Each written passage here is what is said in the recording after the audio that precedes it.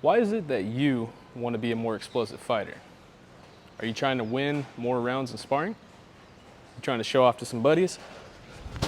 You trying to hit someone with a jumping technique from all the way across the room?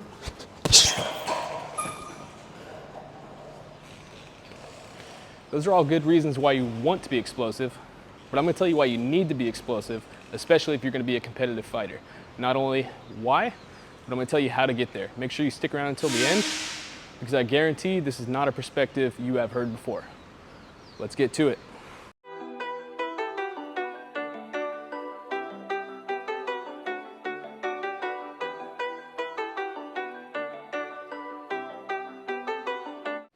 First, let's talk about what it means to be explosive. Being explosive, in my opinion, is more than just being fast.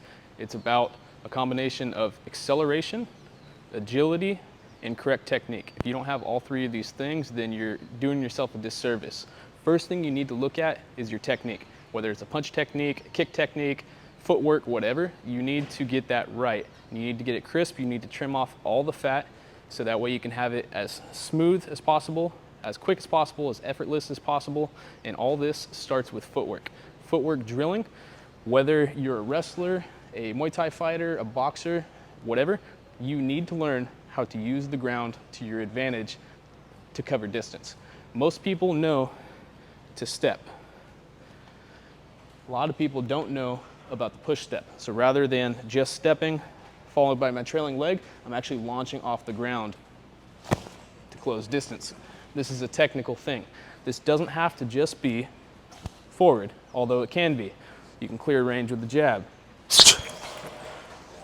You're trying to land an elbow from far away. You're a wrestler and you need to explode into your takedown.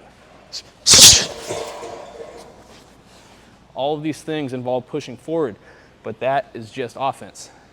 I mentioned that you need to have correct technique and agility. Agility means you're changing directions quickly, not just going forward quickly. So you need to learn how to push off the ground forward. You need to learn how to push off the ground backward. You need to learn how to push left and right. If you can clear distance by launching off the ground, you're going to cover way more range and you're going to do it much faster. And this is not only going to help you with your attacking techniques, but it's going to help you with your defense as well. Shooting in to land a technique is good, but being able to push backwards and maintain your distance is just as important. Whether you're an outboxer, MMA fighter trying to avoid takedowns, whatever, you need to be able to move as quickly as possible, and that all starts with your relationship with the ground and your ability to launch off the ground using your feet to push yourself one way or another. So first thing, get your technique right, and that begins with the push step. The basic way to do it is to get grounded, make sure your heel is off the ground, push forward. Off the ball of the foot here, push backward. Off the ball of the foot here, push left. Off the ball of the foot here, push right. Get used to that. Push forward, push back, push left, push right. When you get comfortable with that, double up. Push, push, push, push, push, push. You'll start to get a little bouncy. Now, any martial art, I don't care what you're doing, the speed and the agility is going to come from the balls of the feet. So if you're on your heels, get off your heels. If your heels are touching and you want that for stability, that's okay, but keep your weight forward. Everything drives off of the balls of the foot and the toes. Now with this in mind, it's imperative that you build up the strength of your toes. You can do this in a number of ways. Easy way to do it, put your foot on a towel, and scoop that towel. Just gather it up. Practice that every day. Gather it up, work the strength of those toes. Next step from there, I like to practice balancing while I brush my teeth. Brush my teeth in the morning, brush my teeth at night. Morning, I'll balance on my left leg. Night, I'll balance on my right leg. That way I get even work there, right? Now when that gets too easy, get a grip on the ground with your toes and brush your teeth on the balls of your feet. Brush on the balls of your feet. This is way trickier than you think, and just having to build up the stability on those toes is going to give you a lot of strength, and that's going to help you adjust directions quickly. Once that gets a little easy, I would recommend toe shadow boxing. I like to get my heels completely up off the mat, and I work my head movement, my rolls, my slips, my strikes, my block and counter, You'd be amazed how difficult this is to do with no heels on the ground. Your toes need to really learn to grip that ground. The next step from there, if you can find some kind of soft surface, like some grass or preferably beach sand, sprints. Sprints on the beach where you're grabbing with your toes and you're pulling yourself forward with each step. So important to build up that toe strength. Now, once you've got the basic idea of how to move efficiently, you can improve upon this with specific agility drills. For this, I would recommend an agility ladder. You see people working fast feet all the time.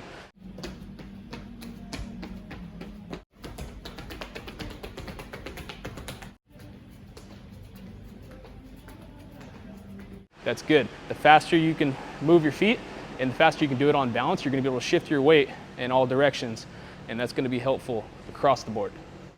So once your technique is good and you've got a bit of agility, the next portion to work on is the acceleration. The acceleration portion is improved, no surprise here, by improving the quality of your muscles. This is where the gym comes in. Now, there's a lot of different opinions and debates out there on the internet. I'm going to shed some light on these different types of workouts so that way you know how to approach it in a smart way and find what works for you. Now, if you're new to lifting weights, I would start with isolation work done in a fashion that I call time under tension. What this means is I'm working individual muscles rather than entire muscle groups, and I'm doing it in a slow, controlled fashion where you should be able to move the weight the way you like, all the way up, all the way down, nice and easy. If you have to struggle to get the weight up at any point, it's too much weight for you. Grab a smaller weight, it's not a big deal. You build strength by being able to control the weight, not just lift it. The good thing about isolation work is if you happen to have any muscular imbalances, I myself for a long time had strong quads and weak hamstrings, it can often lead to injury. This will allow you to build up each individual piece of your body and make it as strong as possible, and in the process you'll build some strength in the tendons and ligaments of your joint, which is great for fight sports. Now, while isolation lifts are important to build the strength of individual muscles, to build the strength of your joints, and to help prevent injuries due to imbalance and weak connective tissue, it is important to eventually transition to including compound movements such as squats, deadlifts, power cleans, anything under a barbell, because these motions will be more true to life in the sense that, like martial arts, these compound lifts require several muscle groups working in conjunction to get the job done. So this will teach you to connect different parts of your body, which is very important, and it'll help strengthen your core to stabilize the weight, which is also important when it comes to connecting the different pieces of your body. Anyone that's done martial arts for a while realizes that it's a whole body thing, it's not an individual muscle thing. So compound lifts help recreate this strength and the strength needed for your fighting arts, whether striking or grappling, quite well. So isolation work is great to help balance out your body and strengthen the individual muscles. Compound movements are great to help coordinate different muscle groups and get very strong motions that can help you in your training and your fight. Now, everyone knows that the best way to get good at doing something is to do it. This is where plyometrics come in. If your goal is to become explosive with your movements, to launch off that ground, you practice it with plyometrics, in which you are launching off the ground. Now, there's all kinds of different ways to do this. They're generally going to be focused on the lower body. Now, there are upper body plyometrics, but the lower body is going to be way more influential in your overall power and especially your ability to cover distance in the blink of an eye. So this will teach your body to move at full acceleration and to get the full power out of each movement. So this is your squat jumps, your box jumps, your scissor lunges, your sprints, your doing bleachers, that sort of thing. So anything that you are trying to launch your weight as fast as possible, that's what we're going for here. Now, I personally like to take plyometrics that start to get boring or a little easy for me and adjust them and make them a little more true to situations that I find myself in, like the ability to explode up into an uppercut or a hook off a single leg, that sort of thing. But the idea is we are jumping as high as possible. We're jumping as far as possible. we're going up those stairs as fast as possible. This is 100% acceleration in practice.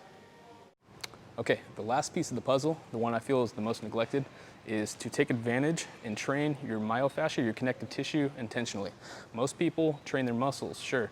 With time, your bones get denser, sure. But people neglect the connective tissue that holds everything together. Now, this is more than just tendons and ligaments. This is a webbing that crosses your entire body, surrounds your muscles, surrounds your organs, surrounds your bones. It holds everything together, and it's stretchy. And you can use this stretch to speed up your techniques. The same way that a kicker might stretch his hip to fling the leg, or the same way that a boxer might turn and stretch across the chest and shoulder to fling that hook through a little faster.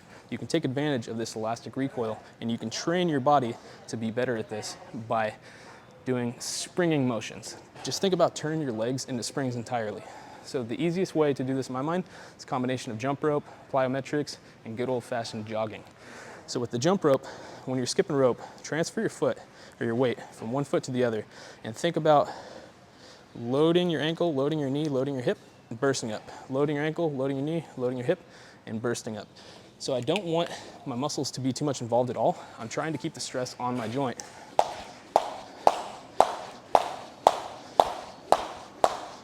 As I transfer from left and right. Now the same thing can be taught with squat jumps, but rather than tucking your knees up nice and high, I just keep a nice steady bounce. And I allow my joints and my connective tissue to catch me, stretch, and recoil in the opposite direction for a little extra burst. The third step to reconfigure your connective tissue is done by going out for a run. But you're all running already, right? Everyone loves running. You're not slacking, are you? Okay, good. Now the way I go out for my distance runs is a little bit different than most people. I actually picked this up from running with the camps over in Thailand. Everyone knows that the Thai fighters run together as a group, partially for discipline, partially to keep their weight down in between fights. But one of the unspoken things is the way they run.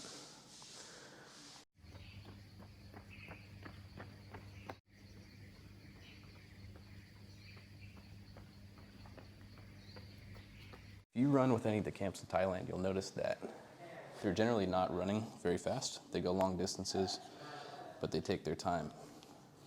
And one of the things that they do, which might be unusual over in the West, is when they run, they do something called toe striking. So there was a craze for a while with the Vibram 5-finger shoes.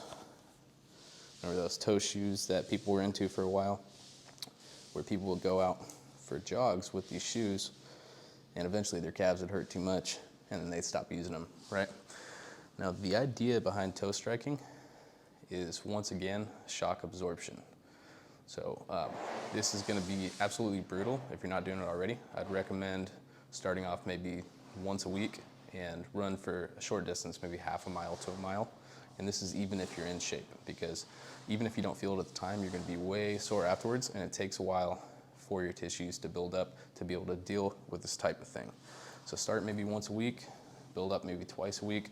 I personally don't think that you need to go huge distances. Anywhere from, assuming once you're in shape and your legs are used to it, you could run 2 miles to 4 miles, that's plenty. You don't need to go much more than that. So the main reason for distance running in my mind is to work on expanding my lungs, but the reason why the Thais do it, in their own words, is not just cardio, but it's to build leg strength. So, grab your gear, grab your running partner, let's get to it.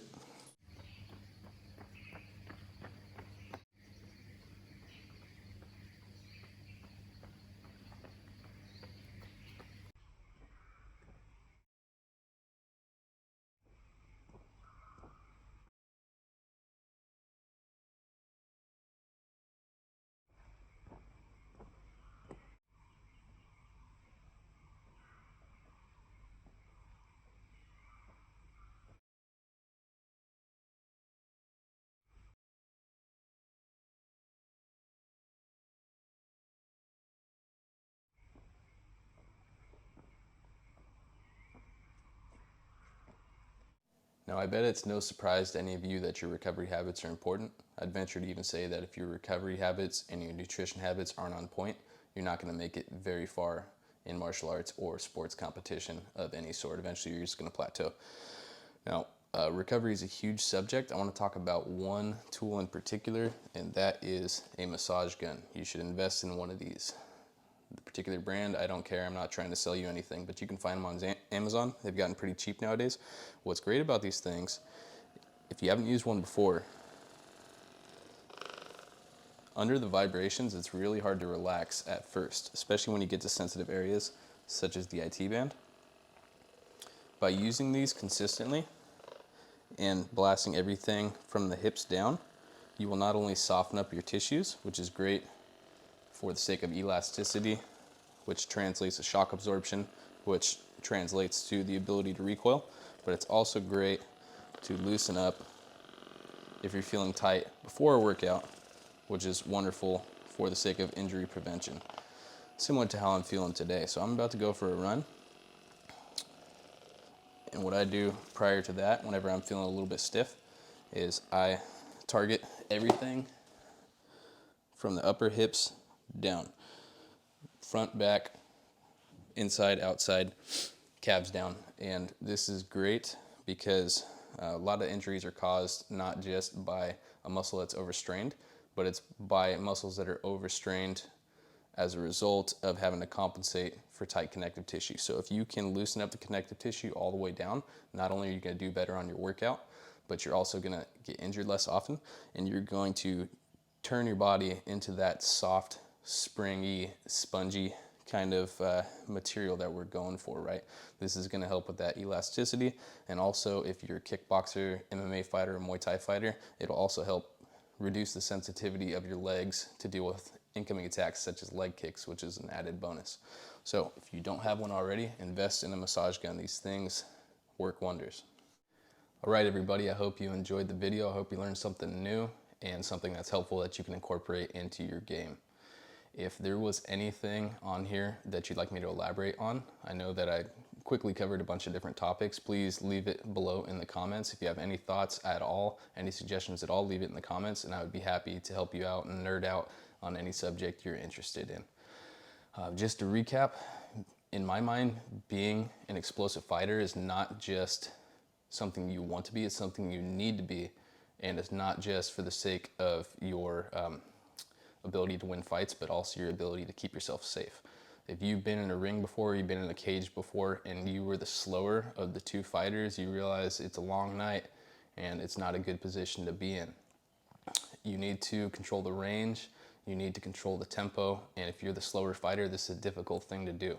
If you are the one that's quicker on their feet, you can shoot in, you can hit them, and you can be out, you can be gone before they have the chance to even counter. We've been seeing this recently with some of the pure Muay Thai stylists that are running into more explosive fighters, such as Superbon versus Chingiz Alazov. That's the thing about Chingiz too. He's also fast and very athletic, and when he does those combinations, he always ends with a nice leg kick and gets off. Despite Superbon just being such a stud, Chingiz was just so explosive in that fight, and he controlled the range and he controlled the tempo, and we all saw what happened. This is not the only case. I saw the same thing with Wonder Girl's fight recently, and if there was any question as to who was ahead in this match, I think that combination right there solidified it because the judge. It's so important. So, to recap, get your technique right, work on your agility,